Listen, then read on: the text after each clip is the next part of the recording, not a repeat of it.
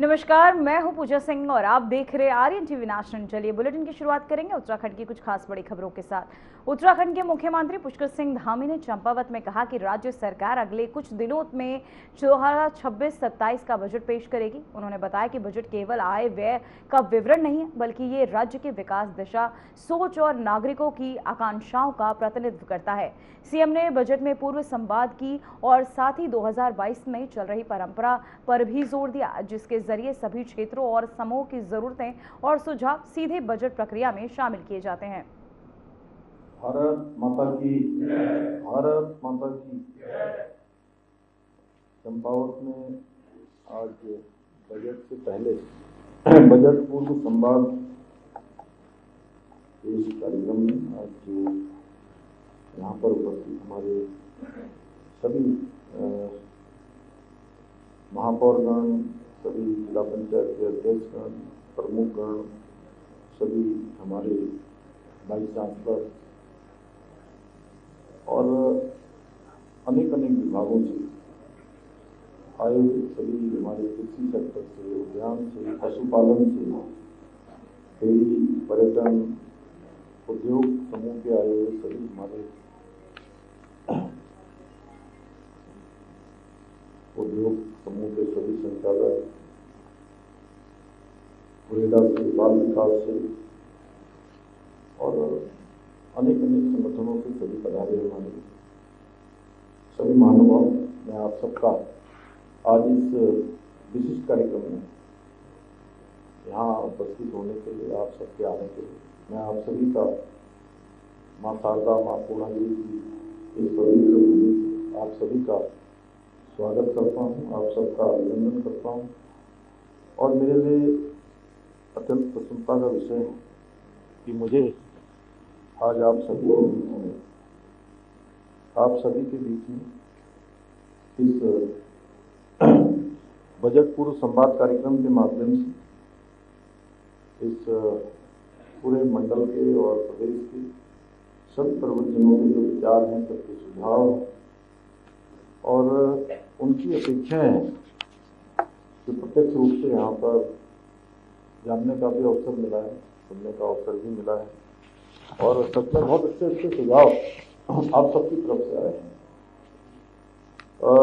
भाइयों बहनों, आप सभी लोग भली भांति जानते हैं कि हमारी सरकार अगले कुछ ही दिनों बाद यानी कि 2026 और 27 का जो बजट है वो प्रस्तुत करने जा रही है।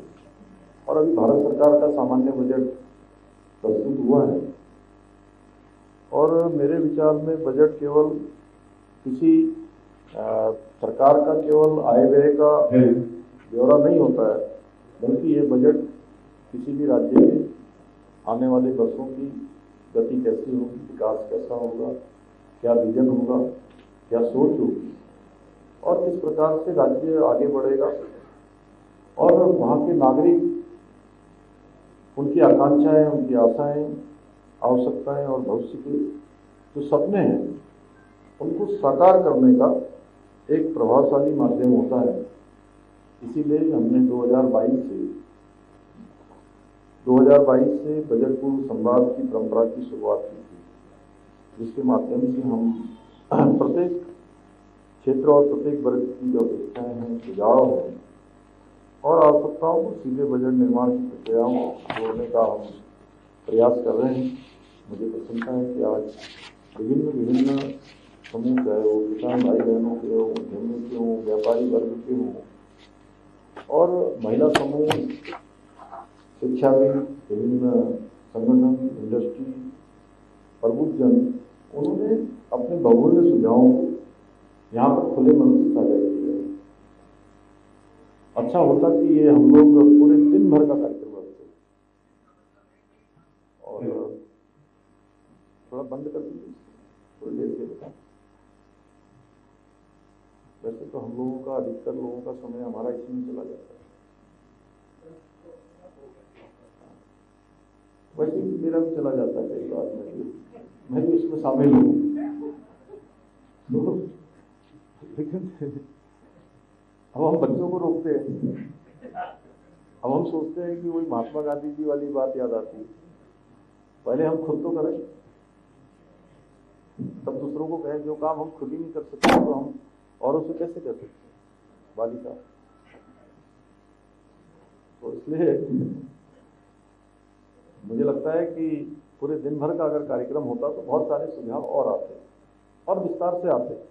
मैं जानता हूँ यहाँ पर बहुत सारे ऐसे प्रबुद्ध जन हैं, ऐसे विद्वान हैं, जानकार हैं, विशेषज्ञ हैं, जो पूरे दिन भर इस पर लेक्चर दे सकते हैं।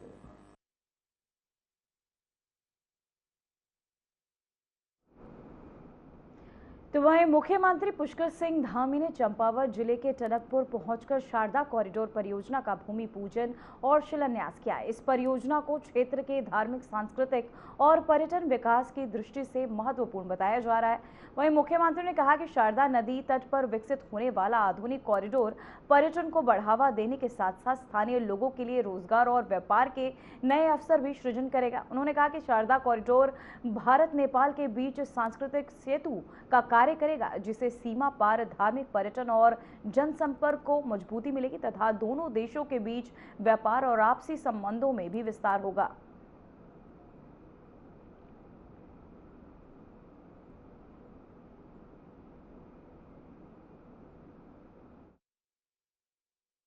भाइयों बहनों, ऐसे ही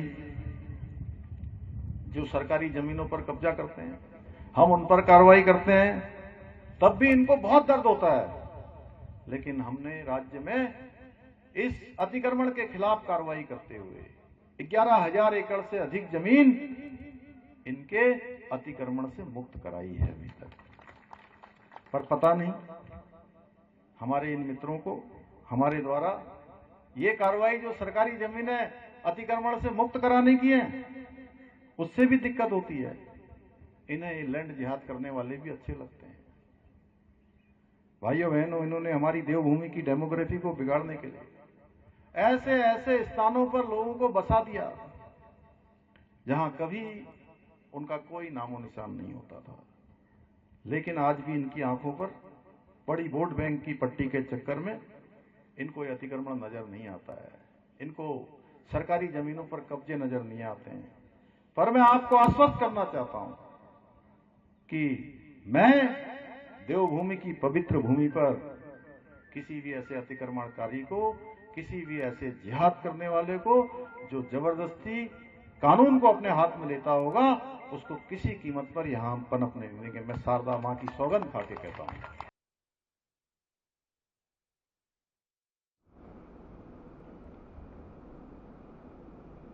तो वहीं उत्तर प्रदेश के मुख्यमंत्री योगी आदित्यनाथ ने महायोगी गुरु गोरखनाथ सरकारी कॉलेज का दौरा किया। इस दौरान उन्होंने कॉलेज में उपलब्ध शिक्षा सुविधाओं का जायजा लिया और छात्रों और स्टाफ से बातचीत भी की। सीएम योगी ने पर्यावरण संरक्षण को लेकर कॉलेज परिसर में पेड़ भी लगाए और लोगों को पर्यावरण की सुरक्षा के महत्व के बारे में भी जागरूक किया। उन्होंने कहा कि शिक्षा और पर्यावरण दोनों ही समाज के विकास के लिए जरूरी है। दौरे के दौरान अधिकारियों ने कॉलेज की व्यवस्थाओं और विकास योजनाओं पर उन्हें जानकारियां भी दी।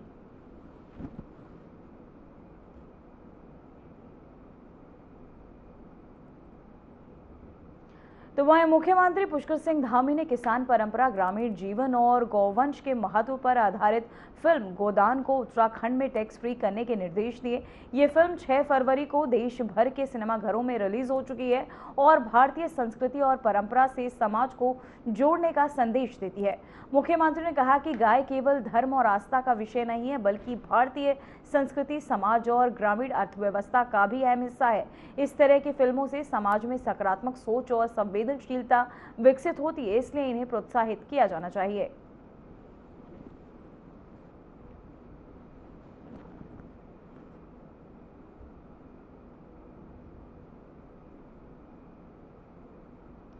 तो वहीं देहरादून में केंद्रीय मंत्री हरदीप सिंह पुरी ने पत्रकारों से संवाद किया और केंद्रीय बजट पर सवालों के जवाब भी दिए।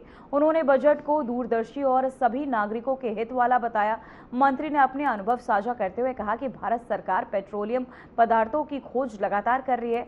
वहीं अंडमान निकोबार क्षेत्र में समुद्र मंथन योजना के माध्यम से कच्चे तेल के भंडार तलाशने की योजना है, ताकि भविष्य में भारत आत्मनिर्भर बने और क्रूड ऑयल का आयात कम हो। उन्होंने ये भी कहा कि एनडीए और बीजेपी सरकार के समय कई क्षेत्रों में अभूतपूर्व काम हुए हैं।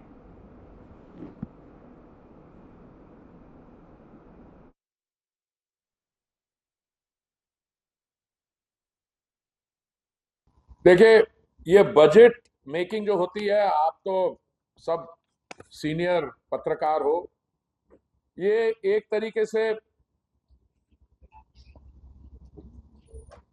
एनुअल एक्सरसाइज होती है जिसमें आप अपना रेवेन्यू साइड देखते हैं कि कितना आपकी आमदनी है, और उसमें एक्सपेंडिचर साइड देखते हैं। पर मैं ये पॉइंट सिर्फ शुरू में कॉन्टेक्स्ट सेटिंग के लिए करना चाह रहा हूं। 2013-14 में जब हमारी सरकार, तो 2014 में माननीय प्रधानमंत्री जी ने दायित्व संभाला, 2013-14 में 14 लाख करोड़ बजट एस्टिमेट था। 2026-27 में बजट एस्टिमेट जो है 190% करीब बढ़ा है, और इस समय 41,25,494 करोड़, मतलब इसकी इंक्रीज जो है 187% इंक्रीज है। पर 2014 में हमारी अर्थव्यवस्था क्या थी? हम विश्व भर में, अगर आप बाकी देशों को देखें, तो हमारी अर्थव्यवस्था उस समय $2 ट्रिलियन की थी, और हम विश्व भर में 11वें स्थान पे थे। 2014 से लेके 2026 में हम वो 11वें स्थान से लेके आज 4थे स्थान तक पहुंच गए हैं। इन अदर वर्ड्स, हमारी जीडीपी जो है डबल हो गया है। $2 ट्रिलियन जीडीपी था हमारा 2014 में, आज $4.3 ट्रिलियन है, and we are the world's 4th largest economy. और इंटरनेशनल मॉनेटरी फंड की अगर आप असेसमेंट को माने, तो 2027 से पहले, मतलब अगले साल, हम विश्व भर में भारत तीसरी सबसे बड़ी अर्थव्यवस्था, 3rd लार्जेस्ट इकोनॉमी बन जाए।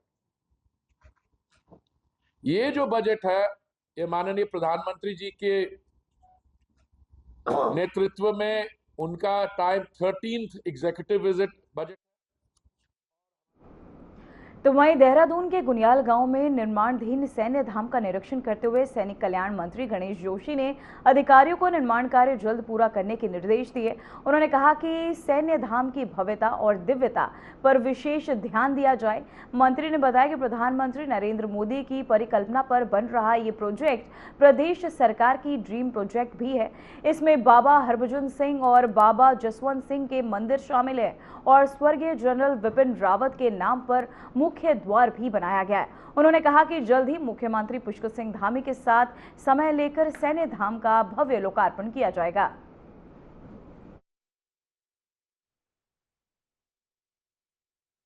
लगभग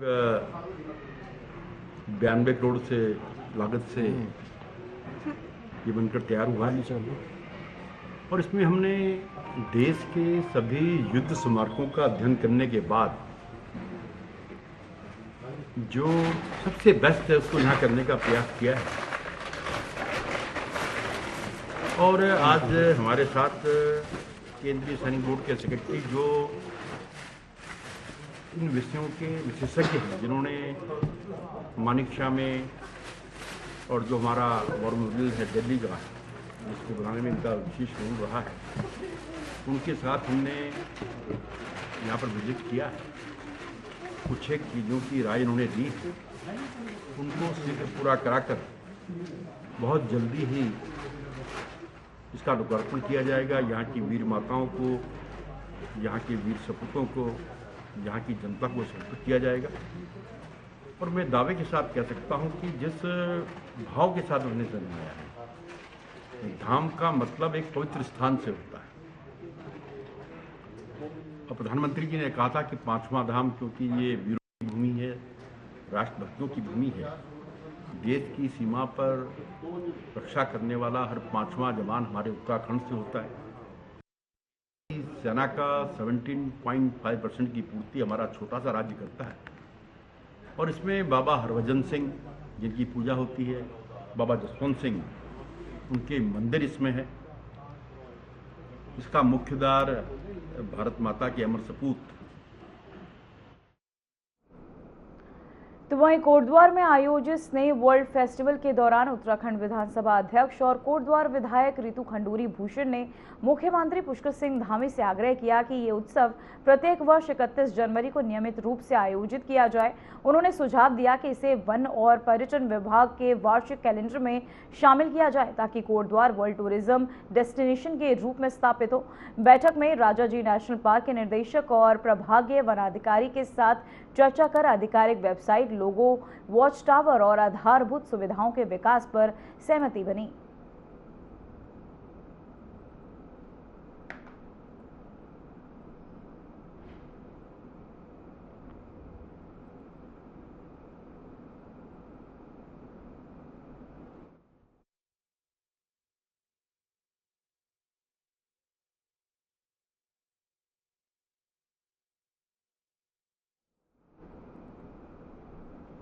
तो वहीं रुड़की के एक निजी होटल में प्रेस क्लब रुड़की समिति रजिस्ट्रार्ड का नवनिर्वाचित बोर्ड का शपथ ग्रहण समारोह संपन्न हुआ। समारोह का मुख्य अतिथि ज्वाइंट मजिस्ट्रेट रामचंद्र सेठ रहे, वहीं जिन्होंने सभी पदाधिकारियों को शपथ भी दिलाई। नवनिर्वाचित पदाधिकारियों ने ईमानदार और सच्ची पत्रकारिता का संकल्प लिया और प्रेस क्लब को आगे बढ़ाने का भरोसा भी दिया। इस मौके पर एसपी ग्रामीण शेखर चंद्र सुयाल, नगर निगम आयुक्त राकेश सिंह तिवारी, सूचना विभाग अधिकारी और उच्चतम विद्यालयों के प्रोफेसर सहित सभी सदस्य और पदाधिकारी उपस्थित रहे। हमारा कि थैंकलेस कहा जाता है, उसमें से एक मैं भी जानता हूं कि हमें सबसे पहले पर्सनल लेवल पे हमें एक दूसरे व्यक्तियों को इज्जत देने का पहले सीखना चाहिए। तो उससे स्पेशली पत्रकार बंधु होंगे आप लोग, जैसे पुलिस को कहा जाता है कि हम कोई टाइम में कहीं भी होना चाहिए, कहीं भी जाना चाहिए, वैसे ही होता है कि आपका भी प्रोफेशन में।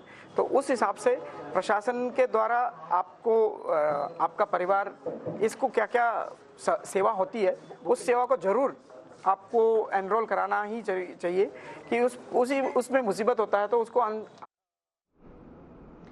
तो वहीं देहरादून के डागुरा न्याय पंचायत के माल्टी गांव में जन जन की सरकार जन जन के द्वार अभियान के तहत बहुउद्देशीय शिविर आयोजित किया गया। इस शिविर में 354 ग्रामीणों को स्वास्थ्य, शिक्षा, कृषि, पशुपालन, समाज कल्याण और अन्य सरकारी योजनाओं का लाभ मिला। उप जिलाधिकारी डॉक्टर हर्षिता सिंह ने ग्रामीणों की 38 शिकायतों को सुना और संबंधित विभागों को समयबद्ध एवं गुणवत्तापूर्ण समाधान के लिए कड़े निर्देश भी दिए। शिकायतों में सड़क, पेयजल, शिक्षा, विद्युत और राजस्व से जुड़ी समस्याएं प्रमुख रही।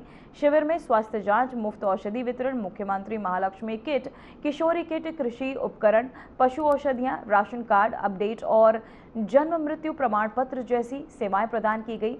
वहीं प्रशासन ने गुणवत्ता और त्वरित समाधान पर भी जोर देते हुए ग्रामीणों को राहत पहुंचाई।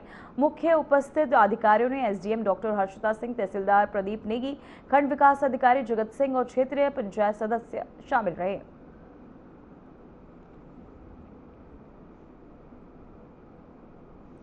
तो वहीं देहरादून में 4 दिवसीय उत्तरायणी कौतिक महोत्सव 2026 में हिंसाल कैंटीन की महिलाएं आत्मनिर्भरता के मिसाल बनकर उभरी। दुर्गा स्वयं सहायता समूह की महिलाओं ने महोत्सव में किचन और भोजन व्यवस्था संभाली। 175 से अधिक स्टॉलों में उनका मेहनत और हुनर सबको प्रभावित किया। वहीं आपको बता दें, मुख्यमंत्री पुष्कर सिंह धामी और जिला प्रशासन ने उनके कार्य की सराहना भी की। महिलाएं कोरोनेशन अस्पताल, कलेक्ट्रेट और गुच्चू पानी और साथ ही आईएसबीटी में भोजन सेवा चला रही हैं।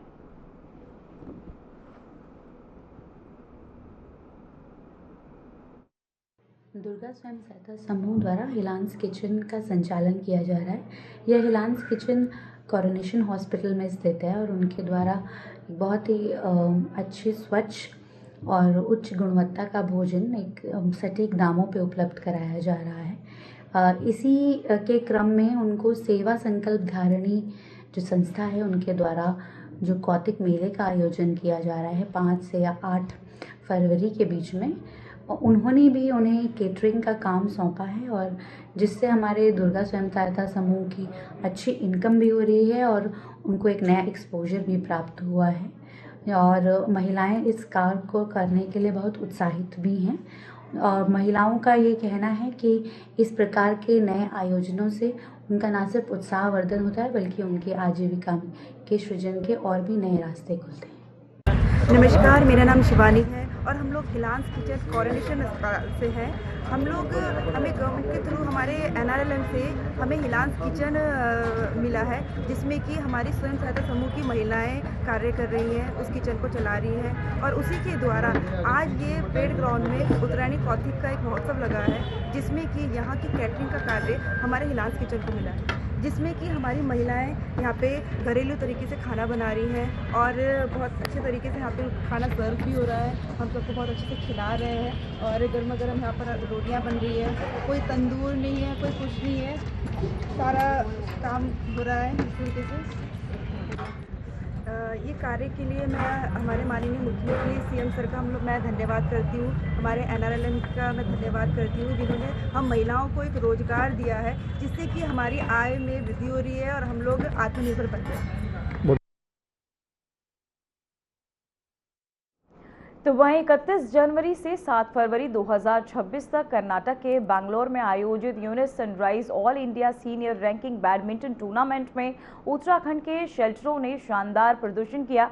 वहीं आपको बता दें, अल्मोड़ा की अदिति भट्ट और महाराष्ट्र की शर्वनी वालकेर ने महिला डबल्स में नंबर 1 जोड़ी अमृता पी और लक्षिता श्रीवास्तव को 21-9, 21-13 से हराकर स्वर्ण पदक जीता। वहीं अल्मोड़ा के ध्रुव रावत और दिल्ली की जैनत अलवेना ने मिक्स डबल में सेमीफाइनल तक पहुंचकर कांस्य पदक हासिल किया। वहीं देहरादून के ध्रुव नेगी ने पुरुष सिंगल में सेमीफाइनल तक पहुंचकर कांस्य पदक अपने नाम किया।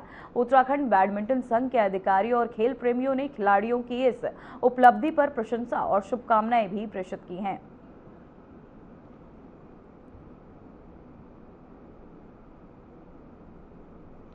तो वहीं हरिद्वार के रानीपुर कोतवाली क्षेत्र में 38 वर्षीय दिव्यांग ई-रिक्शा चालक मनीष की हत्या का हरिद्वार पुलिस ने खुलासा कर दिया है। मनीष के पिता राम आसरे ने 4 फरवरी को बेटे के लापता होने की तहरीर दी थी। मामले की गंभीरता को देखते हुए एसएसपी प्रमेंद्र सिंह डोभाल के निर्देश पर विशेष जांच टीम गठित की गई। जांच के आसपास के सीसीटीवी, आपको बता दें, जांच में आसपास के सीसीटीवी भी फुटेज खंगाले जा रहे हैं, जहां कॉल डिटेल और तकनीकी साक्ष्यों का भी अध्ययन किया जा रहा है। टीम ने पाया कि मनीष की अंतिम कॉल आयान नामक व्यक्ति को की गई थी। संदिग्ध को हिरासत में लेकर पूछताछ की गई तो उनसे हत्या की बात स्वीकार कर ली और वहीं आरोपी की निशानदेही पर पुलिस ने मृतक का शव और उसका ई-रिक्शा बरामद किया है। क्या पूरा प्रकरण था, क्या कार्रवाई? 4 फरवरी को रानीपुर कोतवाली क्षेत्र के विष्णु लोक कॉलोनी के रहने वाले राम आश्रय द्वारा पुलिस को ये बताया गया था कि उसका पुत्र मनीष, जो 1 तारीख से गुमशुदा चल रहा है, शाम के समय वो लास्ट देखा गया था। उसके बाद से वो कहीं नज़र नहीं आ रहा है, ना उसका फ़ोन का पता लग पा रहा है, फ़ोन भी स्विच ऑफ था। पुलिस ने तत्काल पूरे मामले को गंभीरता से लेते हुए इसमें अभियोग पंजीकृत करते हुए उसके जब CDR एनालिसिस का पुलिस के द्वारा किया गया तो ये बात पुलिस के संज्ञान में आई कि लास्ट जो कॉल एक व्यक्ति को की गई थी, जब पुलिस ने उससे पूछताछ की तो यह पता लगा कि अभियुक्त आयान द्वारा वो कॉल की गई थी, जिसने उसका फ़ोन यूज़ किया था। पुलिस के द्वारा आयान को जब हिरासत में लिया, उससे पूछताछ की गई तो उसके द्वारा थोड़ी सख्ती से। तो वहीं देहरादून में जय भारत टीवी के वरिष्ठ पत्रकार हेम भट्ट पर हुए हमले के मामले में पुलिस ने त्वरित कार्यवाही करते हुए आरोपियों को हिरासत में ले लिया। पत्रकार हेम भट्ट ने आरोप लगाया था कि स्कूटी सवार 3 युवकों ने उनकी बाइक रोककर मारपीट की और खबर चलाने की धमकी भी दी। मामले में पुलिस ने तुरंत मुकदमा दर्ज कर जांच शुरू कर दी है। घटनास्थल के आसपास लगे सीसीटीवी फुटेज की जांच के बाद आरोपियों की पहचान कर उन्हें हिरासत में लिया गया। सभी के खिलाफ नियमानुसार वैधिक कार्यवाही की जा रही है और पुलिस टीम मामले की आगे की जांच कर रही है।